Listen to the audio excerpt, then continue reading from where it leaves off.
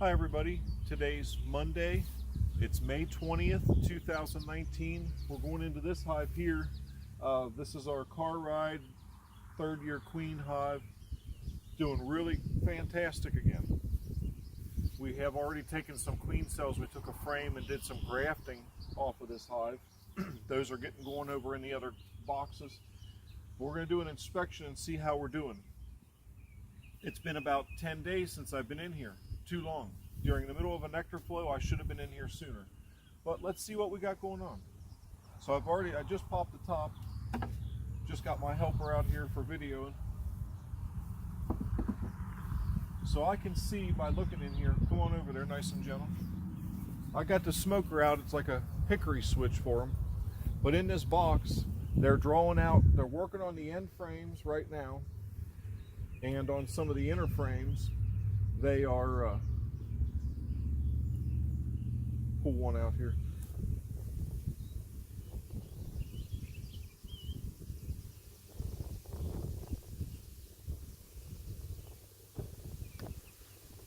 These girls are doing a great job.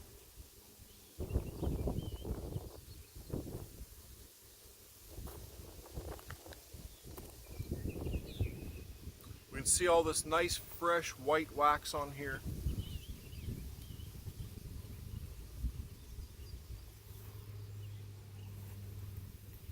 It's just full of nectar, absolutely full. They're starting to cap the tops, and on this side they're starting to cap it off.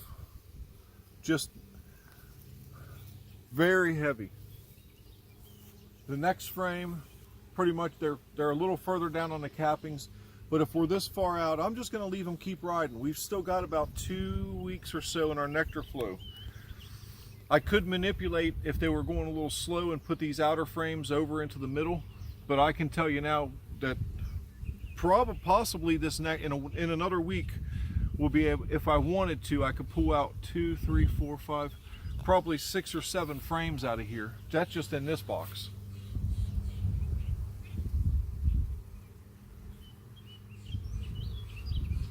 Okay, girls.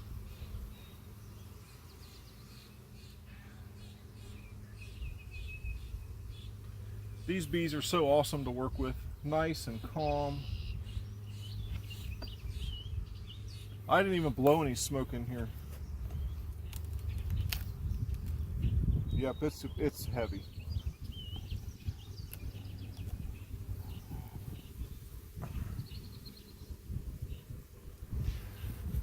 I can tell you right now, this box is just about completely full.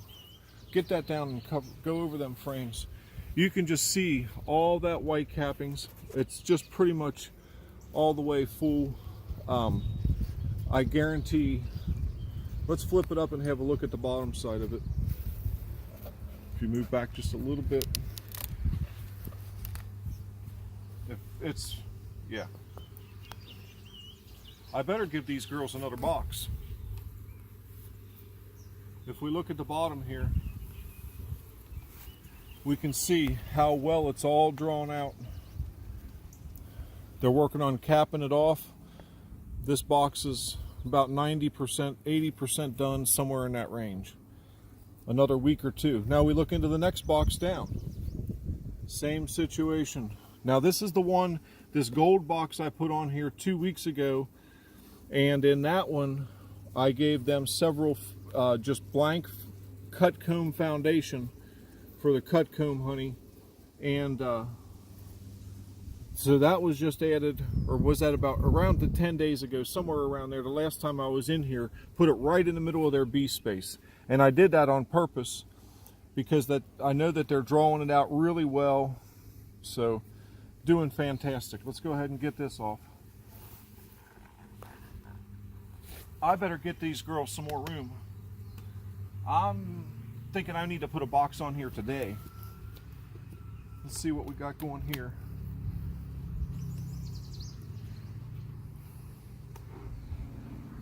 Now I generally don't use queen excluders, and I haven't here, and I can tell just by looking, there's no brood up into this area. No brood in this box at all. So we're doing great. Go ahead and move this over.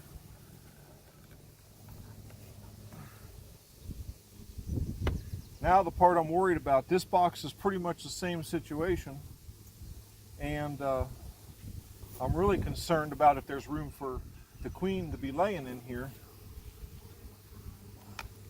and if we're going to find swarm cells.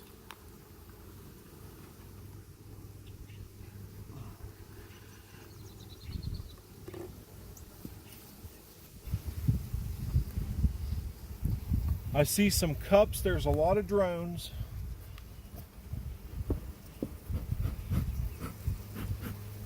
Get the smoker puffing a little bit here. I see a lot of drones and a couple queen cups at this point.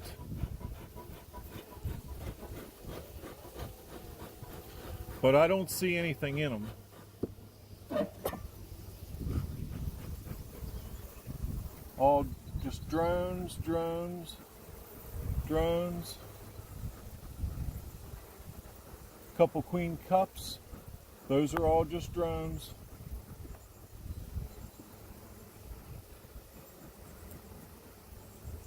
We don't know about the bottom box yet. Don't count your chickens before they're hatched. But one thing's for sure, they are full. Just a cup, nothing in it. A couple other cups, nothing in it.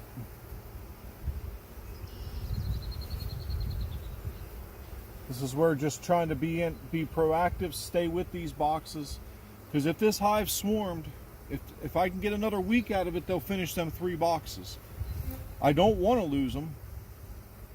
And this is where I've chosen for genetics. Number one, this hive's been with me. You know, this queen, they've made it through winters. They made it through a car ride. They aren't swarmy. Just checking a couple more of these queen cups. So let's go ahead and put this box. Now this box I'm going to sit over on this vent just so I don't crush them cells. And I'm going to try it. That's great. Let them drones from this box, let them drones be out there and part of the plan here. So now we got to have a look. I'm going to have to go ahead and get rid of those though, because they got broke open. So to try and get the bees off of them, scrape it off of there.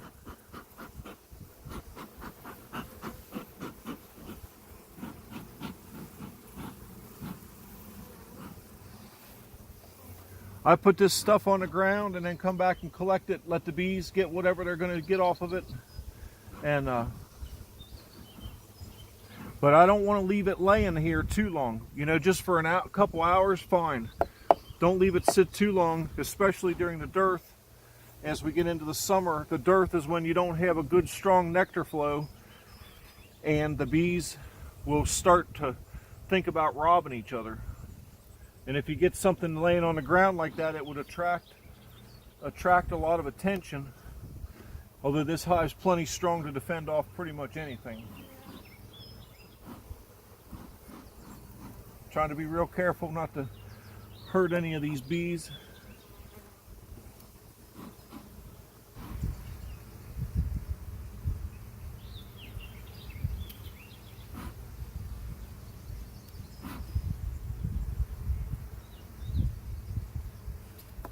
All right, let's pop up this next box and have a look and see what we got going underneath there. We're going to pull the frames, but I like to look if I got any queen cells in there. Number one, I'll take advantage of them because I like the genetics of this hive so much. And the other thing, or that way, if there are any queen cells, I know which frames to be real careful with.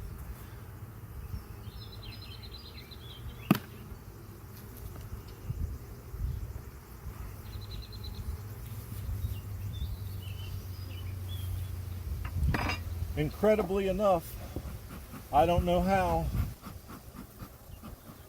but it's just the nature of this hive. I don't see, unless they've got some hidden, but they don't have the typical queen cells hanging down. They got all this drone comb, which I'm going to let these drones produce. I'll be making some more queens as we get into into June, and I'll have these drones as good possibilities for carrying on that genetics. We've got to clear off a few bees right here. We are going to pop a few of these frames out and just verify that we've got some eggs and larvae. We may have to pull a frame or two out for making new room, make sure the queen has plenty of room. And my camera girl here is going to get freaked out because there's a bee right on the bottom of the camera, right here. It's all right. Come on. Huh. Okay, let's get this down real slow. I do see one hive beetle here, and the bee's balling up on it, trying to attack it. We're going to be coming in and putting some, that beetle's no longer. And there's one right there. This hive's so strong, but those beetles are going to start to become an issue in June and July. I am going to use this year Guard Star, which is a liquid. It's approved for beehive use, and we'll be putting some of that down. You mix it up as a liquid and you pour it on the ground, because the process of the small hive beetle requires the larva to exit the hive, go onto the ground, into the ground, and then they emerge as a live beetle after a period of time. And if you put that Guard Star on the ground, it will help, it'll stop that process. So let's get this box finished getting it over. Now we're going to pull a couple frames out and have a look. We got to knock a couple of these around. Now if you look at these bees and notice the size of these bees, these are, bigger bees. Sometimes if you use small cell, what they call small cell bees, and part of it is, I think, the genetics of the bees determines what they want to draw out. But I think these bees that are a little bit bigger do better on honey production because they can bring back more. I don't know. Some people say that mean bees make more honey. I don't care about mean or nice. I don't want nothing to do with the mean bees. But in my opinion, the big bees versus the small bees, that does have an impact.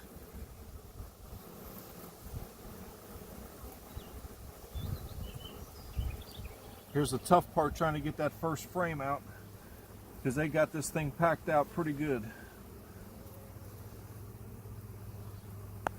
But just take our time here. I'm going to show everybody what's going on. I had seen something recently over the weekend where somebody said, just watching bees be bees is just absolutely fascinating. So as I'm doing talking about any tips or ideas I got for bees, I'm going to try and show some working.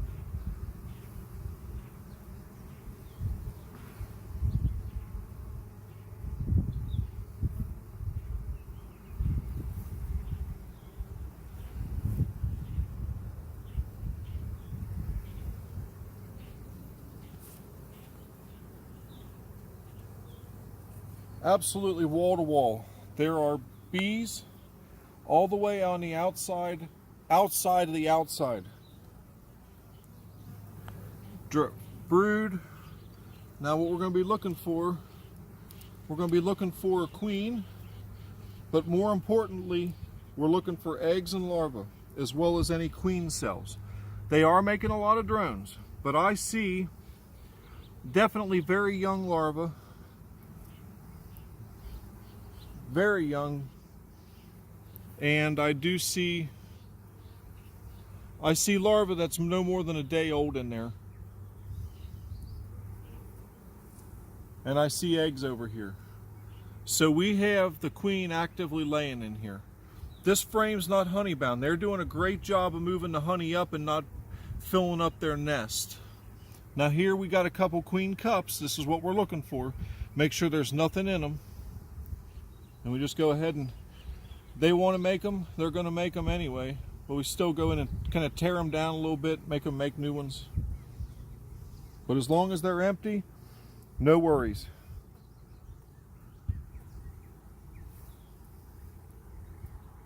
Just phenomenal hive. This is an example, this is an exceptional hive. Not all of them are going to be like this. We got 3 boxes of honey. That box is mostly honey, and they're ready for another one. And we still got 2 weeks of our spring nectar flow. Here in the Midwest, we get a nectar flow. We do go into a dearth, but we got our different thing, clover, and there's other things through the summer that'll sustain them until we get into the fall when we get our goldenrod and a few other things that help them get that last boost before the winter.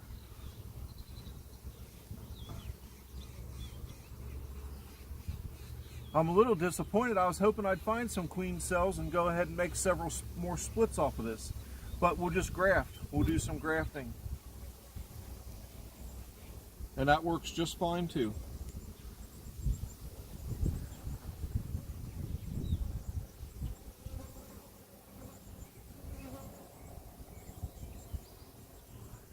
There's eggs and young larvae all the way out, all the way to the edge, all the way.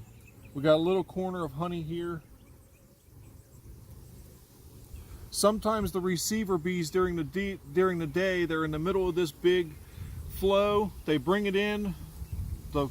They hand off the nectar to a receiver bee who goes and puts it into the first hive or the first cell they find. Goes back, goes get another load. Back and forth, and then at night and other times of the day they'll come and they'll move it back out of there, move it into the upper parts. We got a couple drones emerging right there, emerging, being born. You can see that or not. Just incredible to watch this. So let's keep on going. We've seen enough now, pretty much. I'm going to keep going and go a few more frames.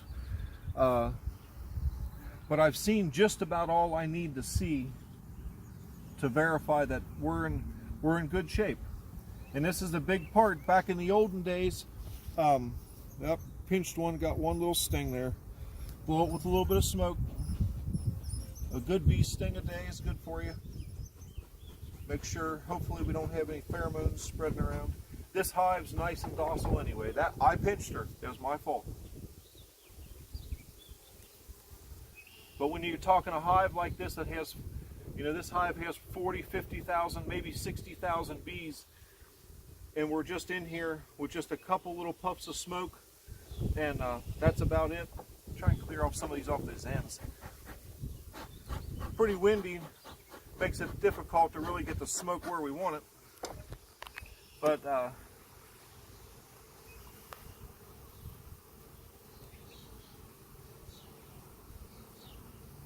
now there's one of the ones where we had pulled a few frames. Now unfortunately this one here, they're putting mostly nectar in on that side. Let's have a look at the other side. Pretty much the same. I may configure this and put this all the way to the outside because it's just nectar. But if that's how they want it, maybe I'll just leave it like that. Sometimes I manipulate the hive, but if they aren't swarming and making preparations for swarming, that I'm content to let them go and leave them do what they want this time of year.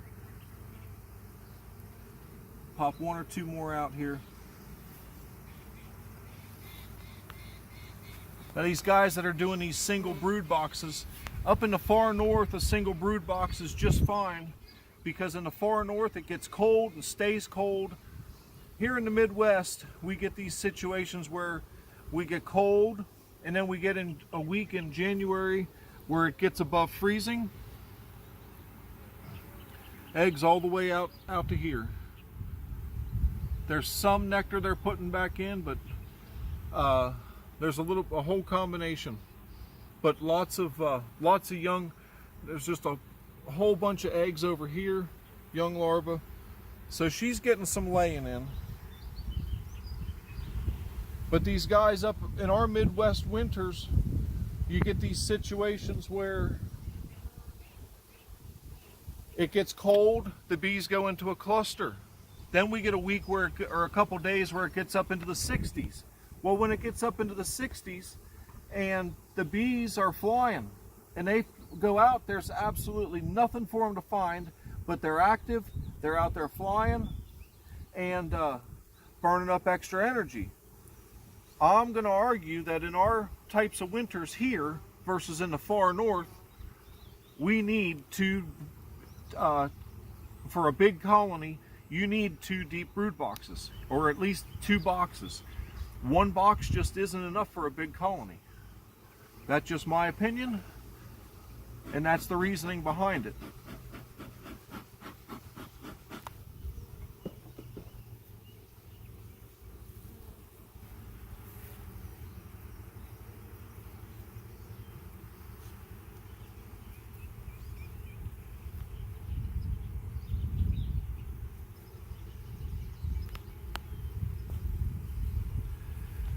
Another food frame right in the middle for whatever reason, but that's how they've decided to do it.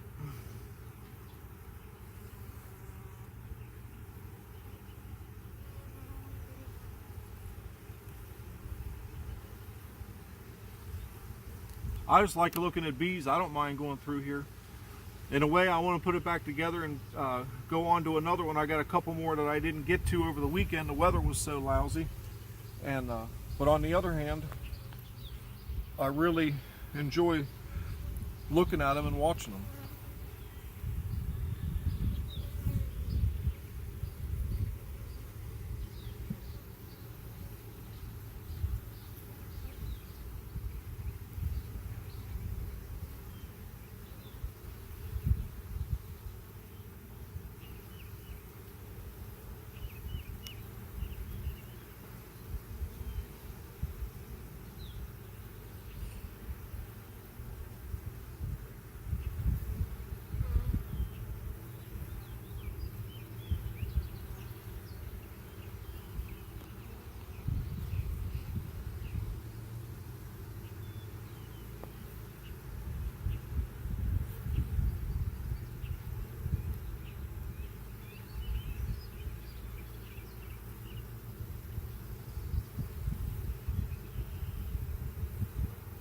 So many bees.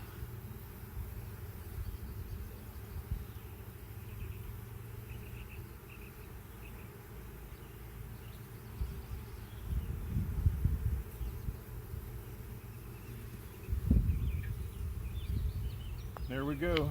Here's another frame with a whole bunch of eggs and young larvae in there. The camera's not going to see it, but they're in there.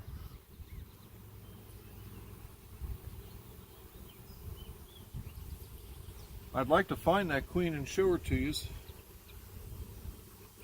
but amongst 40 or 50,000 bees, she's in here. We see evidence of her, but that's about it for now.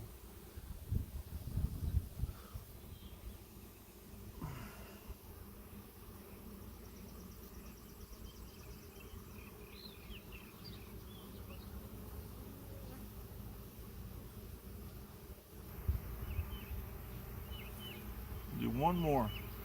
We're this far along, may as well.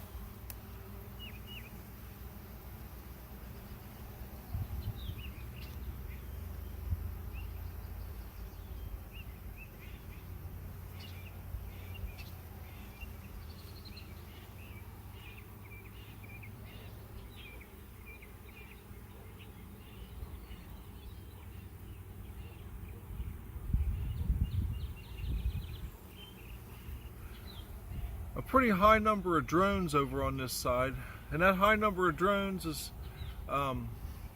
you know, telling me that, hey, we better watch out. What I'm trying to do after we get through the nectar flow in a couple weeks, we'll come in, we're going to harvest all the spring honey, and we'll do a little bit of reconfiguring.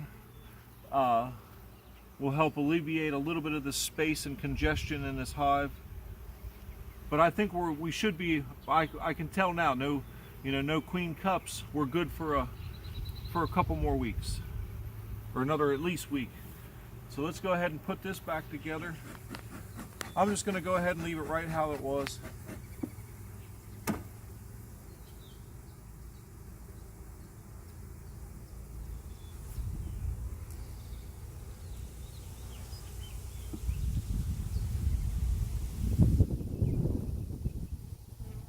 Don't move out of there, girls.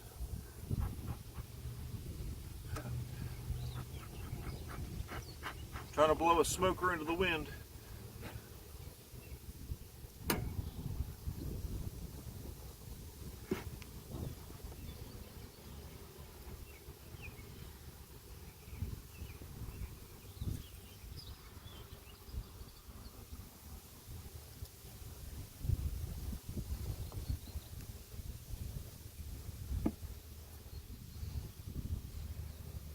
Gotta be real careful when I pick up this frame. There's bees all around that edge. Make sure I don't go and pinch one.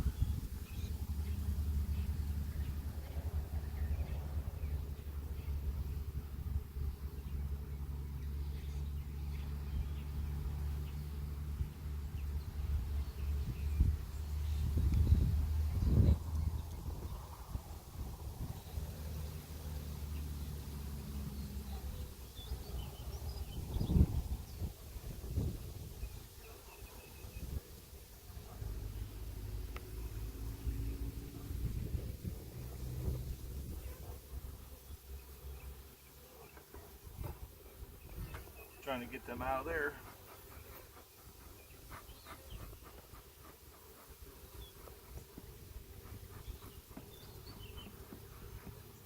Okay, tighten these up.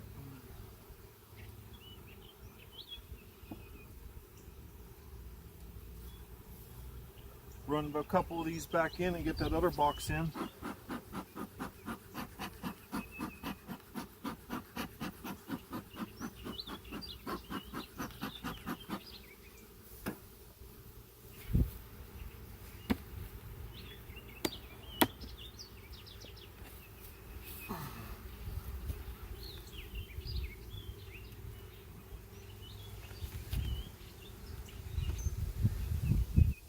Have a little peek in here.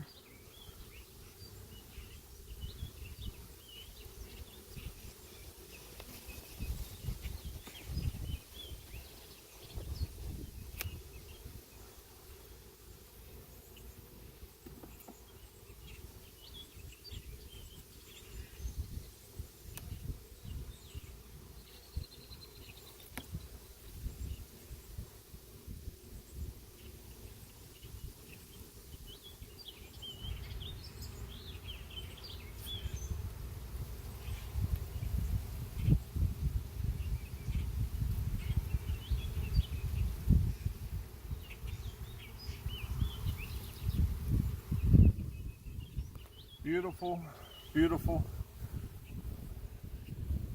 Now over on this side we've got a little bit of couple drones on there, but not too bad. We'll be pulling this out of here in 2 weeks. I do see a couple hive beetles that I'm going to knock off of here. Now the trouble with hive beetles is they can fly.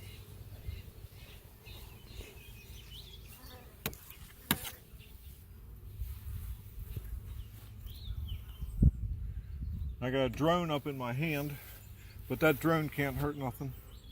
You're gonna have to really, really watch these hive beetles. There was 3 of them, but they were all the way on the outside frame. The bees have them run out on the outside. We're gonna have to get some beetle traps in there. I don't see any damage. These bees are just keeping them running around, but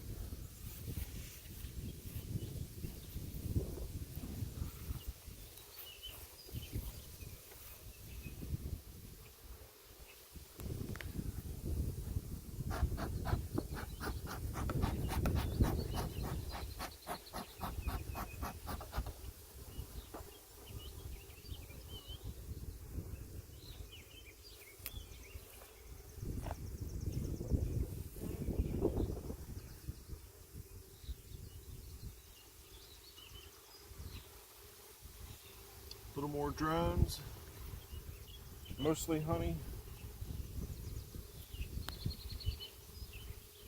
Now you say, well, on a frame like this, how are you going to harvest that honey? What are you going to do? Well, what we can do ultimately later on, we can manipulate this a little bit and put this in an upper box or on an outside. Let those drones come on out. There's a couple emerging right there. And the bees will come back and backfill and they'll backfill those cells and it's fine. Obviously we don't want larvae in our honey, and for cut comb, if there's been any brood in the combs for cut comb, it does not get used for cut comb, period. Only fresh wax, never been used for brood. But for honey, the brood comb that brood's been raised in before, the bees clean it out really well before they start storing the nectar and drawing it down, drying it out, and making it into the honey. Frames that were previously brood combs impart no flavor and no problem whatsoever to the honey.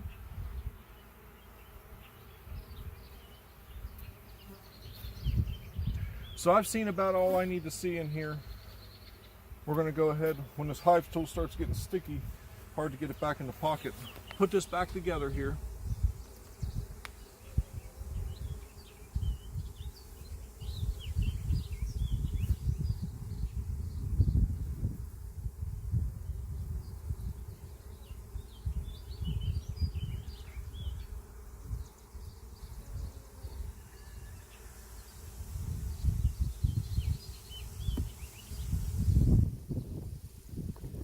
Recenter up these frames.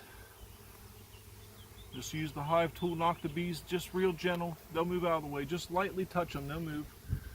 Get that right back in the middle. Same over here. Come on, girls, move out of the way.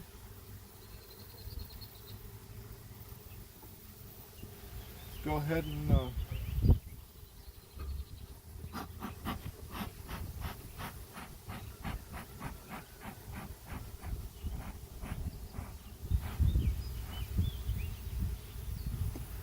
I'm getting rid of a little bit of that's on the top there to help when I put the next box, to help keep them from getting crushed.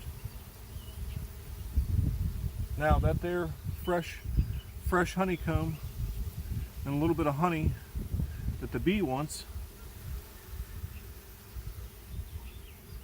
unbelievably good. Unbelievably. Did you show that?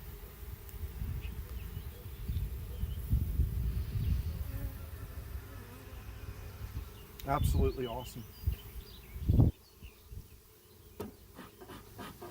I'll share in a few weeks. I'll share some of this cut comb honey. It's awesome. So we're going to put this box right back on there. Right back how it was. We're going to put this box back. It was the next one in order.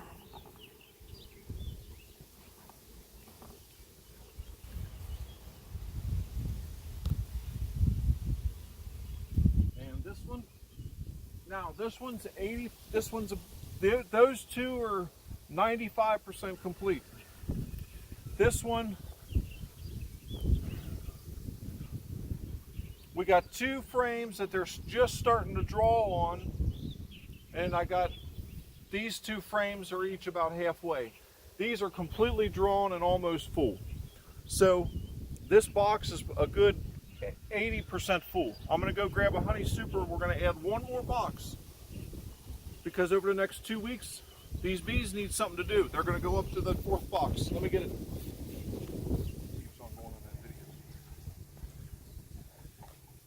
So we've got a brand new box. It just simply got Man Lake drawn, or Man Lake plastic foundation with the waxed. We're going to put that right on top of there. We don't want them to run out of things to do. Make sure that set of frames is centered up in there. Put our vent. Again, I haven't fed these all year. It's just dry. It just sits there because that vent goes through.